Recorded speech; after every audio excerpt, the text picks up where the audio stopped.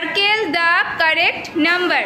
जो करेक्ट है ना, যেটা ঠিক আছে সেই নাম্বারকে সার্কেল করবে। যেমন দেখো প্রথমে বল আঁকা আছে, কটা বল আছে, कितना बॉल है, काउंट करो 1 2 3। हाँ कितना है 1 2 3 बॉल है ना, तो हम क्या करेंगे 3 को सर्कल करेंगे। ठीक है, 3 को सर्कल करना है।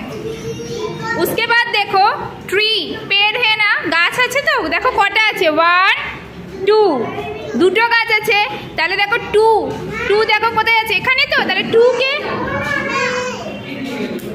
2 को सर्कल करना है। उसके बाद क्या है सन।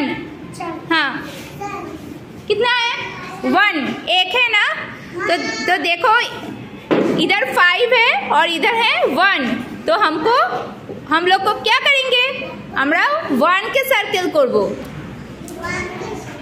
হ্যাঁ, এরপরে দেখো আছে স্টার, কটা স্টার আছে কাউন্ট করো 1 2 3 4 স্টার আছে। দেখো 4 কে তাহলে সার্কেল করতে হবে। বুঝতে পেরেছো?